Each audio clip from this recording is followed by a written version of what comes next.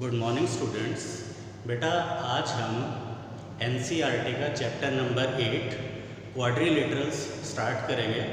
Quadrilateral means any four sided closed figure, उसे हम quadrilateral कहते हैं। या फिर हम ये भी कह सकते हैं a polygon made up of four line segments is called a quadrilateral. So कोई भी फोर साइडेड फिगर हो, suppose a figure A B C D, कोई भी फोर साइडेड क्लोज फिगर हो उसे हम क्वाड्रिलेटरल कहते हैं। एक क्वाड्रिलेटरल में बेटा फोर साइड्स, फोर वर्टिसेस और फोर एंगल्स होते हैं, जैसे कि A B, B C, C D and D A, ये इसकी फोर साइड्स हो गई। और four angles, angle A, angle B, angle C and angle D are its four angles and it has four vertices, vertex A, vertex B, vertex C and vertex D। ऐसी sides जो एक दूसरे के opposite होती हैं उन्हें हम opposite sides कहते हैं, जैसे कि A B and D C, ये दोनों ऑपोजिट साइड्स हैं, and A D and B C is the next pair of opposite side. So ऐसी साइड्स जो एक दूसरे के ऑपोजिट है उन्हें हम ऑपोजिट साइड्स कहते हैं, और ऐसी साइड्स जो कि एक वर्टेक्स पे मिलती हैं उन्हें हम एडजेसेंट साइड्स कहते हैं। For example D A and A B, ये दोनों एडजेसेंट साइड्स हैं। इसी तरह से second pair of adjacent side A B and B C, क्योंकि ये दोनों साइड्स बी पॉइंट पे मिल रही हैं। इसी तरह से B C and C D are also adjacent sides and C D and D A are also adjacent sides. Now अभी हमने ऑपोजिट साइड्स और एडजेसेंट साइड्स के बारे में डिस्कस किया। इसी तरह से बेटा ऑपोजिट एंगल्स भी होते हैं। Angle A and angle C are opposite angles, angle D and angle B is another pair of opposite angle, और एडजेसेंट एंगल्स वो एंगल्स होते हैं जो कि एक ही लाइन के ऊपर होते हैं, जैसे कि ए बी इस क्वाड्रिलेटरल की एक साइड और इस साइड के ऊपर दो एंगल्स हैं, angle A and angle B, means angle A and angle B are adjacent angles. इसी तरह से angle B and angle C, ये दोनों भी एडजेसेंट एंगल्स हैं। Angle C and angle D, ये भी एडजेसेंट एंगल्स हैं, और एंगल डी और एंगल ए वो भी एडजेसेंट एंगल्स है। सो बेसिकली अगर एक साइड दूसरे के ऑपोजिट है तो उन्हें हम ऑपोजिट साइड्स कहते हैं। अगर साइड्स एक पॉइंट पे मिल रही हैं तो उन्हें हम एडजेसेंट साइड्स कहते हैं। इसी तरह से बेटा अगर एंगल्स एक दूसरे के ऑपोजिट होते हैं तो उन्हें हम ऑपोजिट एंगल्स कहते हैं, और अगर एंगल्स एक ही लाइन सेगमेंट के ऊपर होते हैं तो उन्हें हम एडजेसेंट एंगल्स कहते हैं। और हर एक क्वाड्रिलेटरल में बेटा टू डायगोनल्स होते हैं। अगर आप ऑपोजिट वर्टिसेस को ज्वाइन कर दोगे तो ये इस क्वाड्रिलेटरल के दो डायगोनल्स आएंगे, ए सी एंड डी बी। सो बेटा अभी तक हमने डिस्कस किया कोई भी फोर साइडेड क्लोज्ड फिगर हो उसे हम क्वाड्रिलेटरल कहते हैं। This means rectangle, parallelogram, square, rhombus, kite, trapezium, ये सभी फोर साइडेड फिगर है, तो इन्हें हम क्वाड्रिलेटरल भी कह सकते हैं। किसी भी फोर साइडेड फिगर में क्या प्रॉपर्टीज़ हैं उनके अकॉर्डिंग उनके डिफरेंट नेम्स होते हैं। फॉर एग्जांपल अगर एक फोर साइडेड फिगर हो जिसमें कि ऑपोजिट साइड्स पैरेलल और इक्वल हो, अगर एक ऐसा क्वाड्रिलेटरल है जिसमें कि ऑपोजिट साइड्स ए बी और सी डी पैरेलल हैं और इक्वल भी हैं, इसी तरह से A D is parallel to B C और ये दोनों साइड्स इक्वल भी हैं, दिस मीन्स ये पैरेललोग्राम होगा। और अगर इस पैरेललोग्राम में एक एंगल 90 डिग्री का हो जाए तो उसे हम रेक्टेंगल बोलते हैं। मीन्स रेक्टेंगल एक ऐसा पैरेललोग्राम है जिसमें कि एक एंगल 90 डिग्रीज के इक्वल होता है। सो क्वाड्रिलेटरल में क्या प्रॉपर्टीज़ हैं, उन प्रॉपर्टीज़ के अकॉर्डिंग उनके डिफरेंट नेम्स हो जाते हैं। इसी तरह से अगर पैरेललोग्राम की एडजेसेंट साइड्स इक्वल होते हैं, मीन्स ए बी और बी सी, कोई भी एडजेसेंट साइड की एक पेयर इक्वल हो जाए तो वो रोम्बस बन जाता है, क्योंकि आपको पता है रोम्बस एक ऐसा पैरेललोग्राम होता है जिसकी की चारों साइड्स इक्वल होती हैं। नेक्स्ट, अगर रोम्बस में एक एंगल 90 डिग्रीज का हो जाए तो आप उसको क्या बोलोगे, तब उसका नाम स्क्वायर हो जाता है। मीन्स रोम्बस में अगर एक एंगल 90 डिग्रीज का हो जाए तो उसकी चारों साइड्स इक्वल होंगी और एक एंगल 90 मीन्स बाकी एंगल्स भी 90 डिग्रीज के इक्वल होंगे, तो उसे हम स्क्वायर कहते हैं। तो आपने देखा कि एक क्वाड्रिलेटरल में उनकी प्रॉपर्टीज़ के अकॉर्डिंग उनके डिफरेंट नेम्स होते हैं। अब बेटा हम फर्स्ट एक्सरसाइज 8.1 इसका फर्स्ट क्वेश्चन, क्वाड्रिलेटरल में बेटा 4 एंगल्स होते हैं और इन चारों एंगल्स का सम हमेशा 360 डिग्रीज के इक्वल होता है। ट्रायंगल में 3 एंगल होते हैं और ट्रायंगल के तीनों एंगल्स का सम हमेशा 180 डिग्री होता है। नाउ फर्स्ट क्वेश्चन में बेटा क्वाड्रिलेटरल के चारों एंगल्स की रेशियो गिवन है। Ratio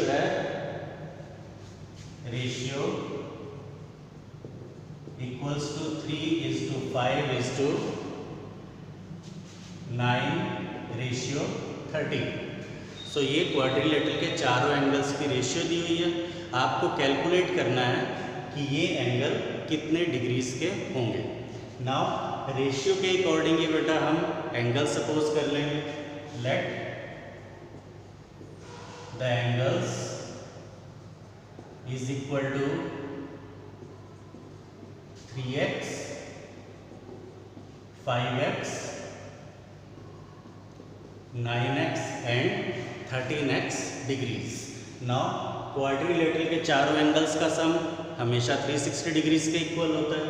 this means 3x plus 5x plus 9x plus 13x is equal to 360 degrees by angle sum property of quadrilateral. अब आप इन चारों को ऐड करोगे और 360 डिग्रीज के इक्वल इनका सम है, उससे हमारे पास x की वैल्यू आ जाएगी। 13 plus 9 22 plus 5 27 plus 3 30। 30x is equal to 360 और value of x is equal to 12। x की वैल्यू आपके पास आ गई है, तो एंगल्स कैसे निकलेंगे, ये x की वैल्यू आप 3, 5, 9 और 13 से मल्टीप्लाई कर दोगे तो वो हमारे पास क्वाड्रिलेटरल के चारों एंगल्स आ जाएंगे। Therefore angles of quadrilateral is equal to 3 into 12, 5 into 12, 9 into 12 and 13 into 12। So वो हमारे पास क्वाड्रिलेटरल के चारों एंगल्स आ जाएंगे। ये क्लियर है बेटा। इस तरह के क्वेश्चंस आपने अर्लियर क्लासेस में भी किए होंगे। आई होप इसमें आपको कोई प्रॉब्लम नहीं होगी। आप इनको मल्टीप्लाई करोगे तो वो हमारे पास क्वाड्रिलेटरल के चारों एंगल्स आ जाएंगे। नाउ नेक्स्ट क्वेश्चन, इस चैप्टर में बेटा आपको क्वाड्रिलेटरल की प्रॉपर्टीज़ के बारे में अगर आपको अच्छी तरह से पता है कि हर एक square, rectangle, rhombus, trapezium, kite, इनमें क्या क्या प्रॉपर्टीज़ होती हैं, तो आपको ये क्वेश्चंस करने में मुश्किल नहीं होगी। सो आपको एक तो इस चैप्टर को इजीली अंडरस्टैंड करने के लिए हर एक क्वाड्रिलेटरल की प्रॉपर्टीज़ अच्छी तरह से पता होनी चाहिए। नाउ सेकंड क्वेश्चन में गिवन है बेटा, अगर एक पैरेललोग्राम के डायगोनल्स इक्वल है, दिस मीन्स वो रेक्टेंगल होगा। सो इस क्वेश्चन में क्या गिवन है, एक पैरेललोग्राम हमें गिवन है और हमें प्रूव करना है कि वो पैरेललोग्राम एक्चुअल में एक रेक्टेंगल होगा अगर उसके डायगोनल्स इक्वल है। मीन्स इस क्वेश्चन में AC और DB ये दोनों डायगोनल्स इक्वल हैं और ए बी सी डी एक पैरेललोग्राम दिया हुआ है, तो आपको प्रूव करना है कि ये एक्चुअल में एक रेक्टेंगल होगा। सो इस क्वेश्चन में बेटा डिफरेंट स्टेप्स क्या हैं, हमें गिवन क्या है पैरेललोग्राम और हमें उसे रेक्टेंगल प्रूव करना है। सो बेटा पैरेललोग्राम को रेक्टेंगल प्रूव करने के लिए सबसे पहले आप ये देखो कि आपको क्या प्रूव करना पड़ेगा। पैरेललोग्राम को रेक्टेंगल प्रूव करने के लिए आपको ये प्रूव करना पड़ेगा कि इसके चारों एंगल्स में से कोई भी एक एंगल 90 डिग्रीज के इक्वल है। अगर आप एक एंगल 90 डिग्रीज के इक्वल प्रूव कर देते हो तो ये अपने आप ही प्रूव हो जाएगा कि ये पैरेललोग्राम एक रेक्टेंगल है। सो वो प्रूव करने के लिए आप क्या करोगे, सबसे पहले हम ए बी सी और बी ए डी इन दोनों ट्राइंगल्स को कॉन्ग्रुएंट प्रूव करेंगे। So in triangle A B C and triangle B A D, इन दोनों ट्राइंगल्स में बेटा कौन से पार्ट्स इक्वल हैं, A B is equal to B A B is equal to B A, common, दोनों ही ट्राइंगल्स की कॉमन साइड है, and A D is equal to B C, A D is equal to B C, reason these are opposite sides of parallelogram. Parallelogram की opposite sides हमेशा equal होती हैं। And third part D B is equal to C A, diagonals equal हैं, ये हमें question में given है। D B is equal to C A given. So इन दोनों ट्राइंगल्स ए बी सी और बी ए डी की तीनों साइड्स इक्वल हैं। दिस मीन्स ये दोनों triangles side side side criteria से कॉन्ग्रुएंट होंगे। Therefore triangle A B C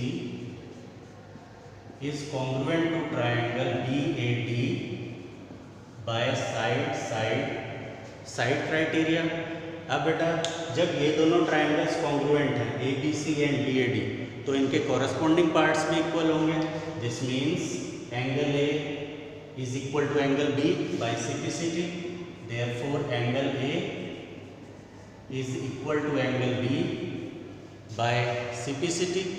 और ए बी सी डी बेटा एक पैरेललोग्राम दिया हुआ है। दिस मीन्स ए डी और बी सी ये दोनों साइड्स पैरेलल हैं और ए बी ट्रांसवर्सल है, तो एंगल ए और एंगल बी इन दोनों एंगल्स का सम कितना होगा, इन दोनों एंगल्स का सम होगा बेटा 180 डिग्रीज के इक्वल, क्योंकि ये दोनों को इंटीरियर एंगल्स हैं।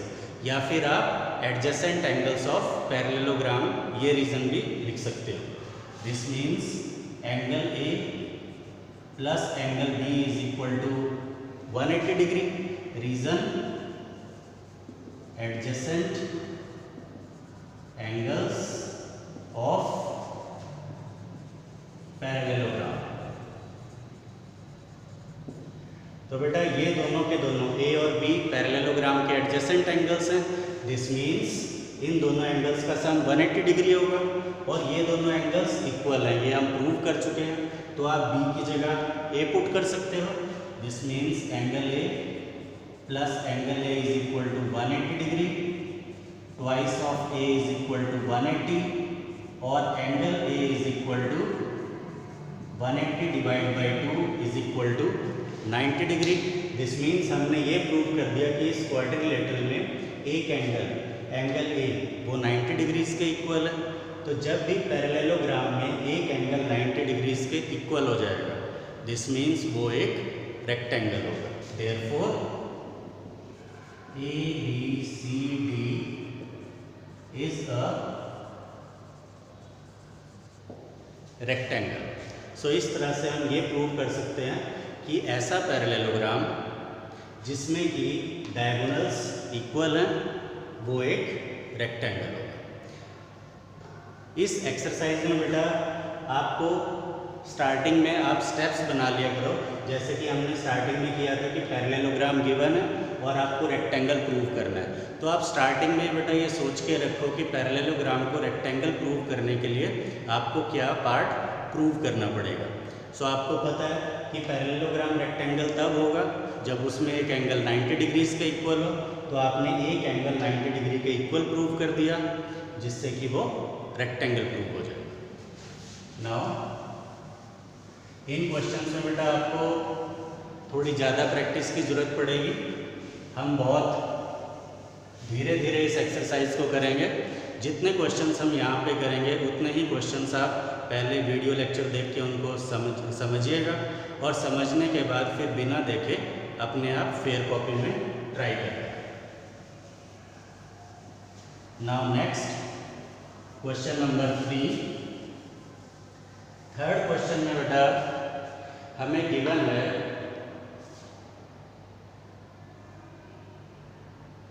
अगर एक क्वाड्रिलेटरल के डायगोनल्स 90 डिग्रीज पे बाइसेक्ट कर रहे हैं तो हमें प्रूव करना है कि वो रोम्बस होगा। सो इस क्वेश्चन में गिवन है अ क्वाड्रिलेटरल, चलिए हम रोम्बस ही ले लेते हैं, इसे रोम्बस ड्रॉ कर लेते हैं जो हमें प्रूव करना है।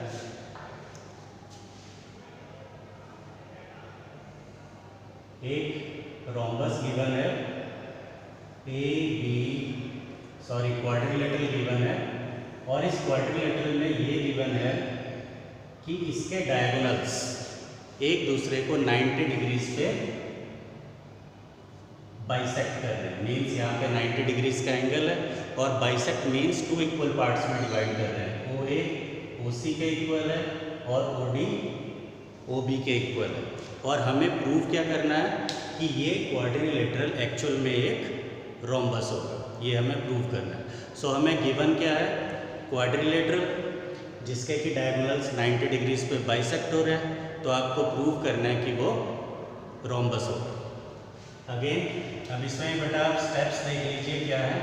सबसे पहले तो हमें क्वाड्रिलेटरल गिवन है, सबसे पहले क्वाड्रिलेटरल को आप पैरेललोग्राम प्रूव करोगे और फिर उस पैरेललोग्राम को हम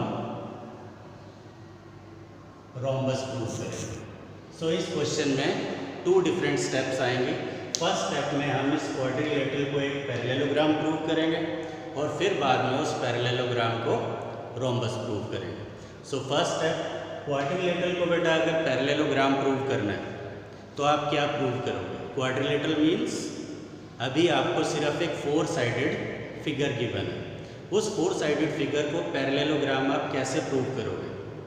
उस 4 साइडेड फिगर को बेटा पैरेललोग्राम प्रूव करने के लिए हम ये प्रूव करेंगे कि उसकी ऑपोजिट साइड्स की एक पेयर पैरेलल भी है और इक्वल भी है। सो उसके लिए हम ट्रायंगल OAB और ट्रायंगल OCD इन दोनों ट्रायंगल्स को कॉन्ग्रुएंट प्रूव करेंगे। हमने बेटा ये दोनों ट्रायंगल्स क्यों लिए, क्योंकि हमें AB और DC जो इन ट्रायंगल्स की साइड्स हैं उन्हें पैरेलल और इक्वल प्रूव करना है।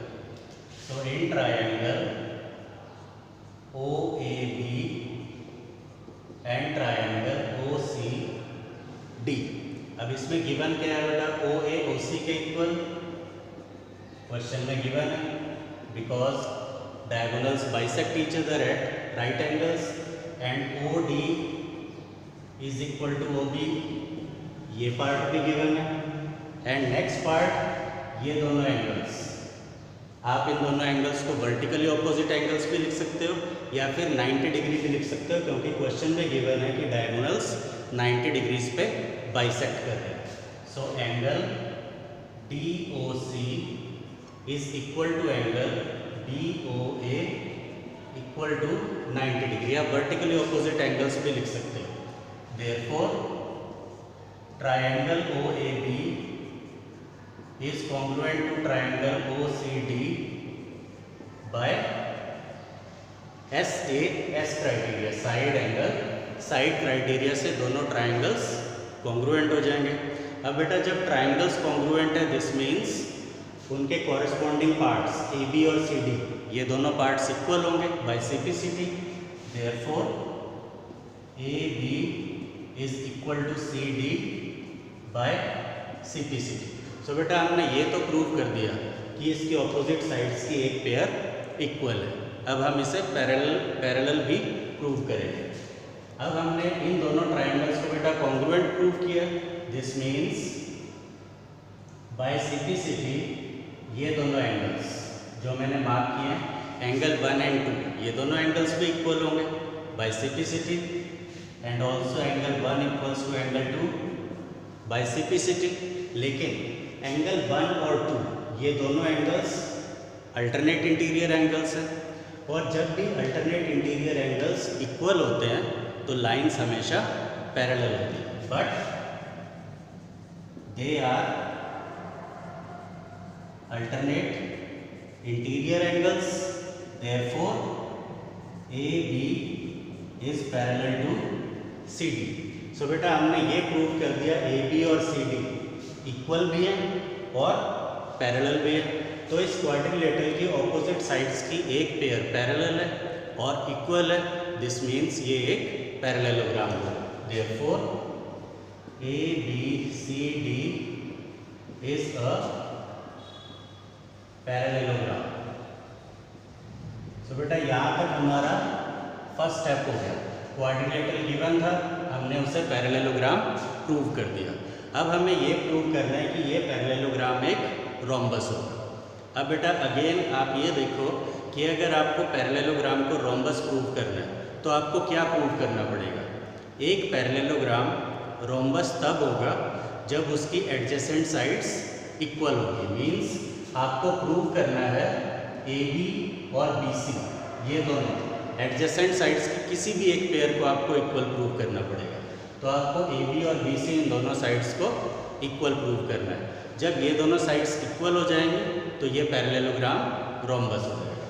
सो अब नेक्स्ट स्टेप के लिए हमें AB और BC इन दोनों साइड्स को इक्वल प्रूव करना है। तो हम ऐसे दो ट्राइंगल्स को कॉन्ग्रुएंट प्रूव करेंगे जिसमें कि ये AB और BC साइड्स आती है। So in triangle AOB and triangle COB। अब बेटा इन दोनों ट्राइंगल्स में कौन से पार्ट इक्वल है। OA is equal to OC given. Next part OB is equal to OB common, and third part angle AOB is equal to angle COB each equal to 90 degrees. ये question में given है diagonals bisect each other at right angles, and angle AOB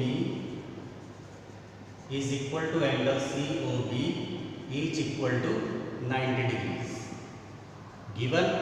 Therefore triangle AOB is congruent to triangle COB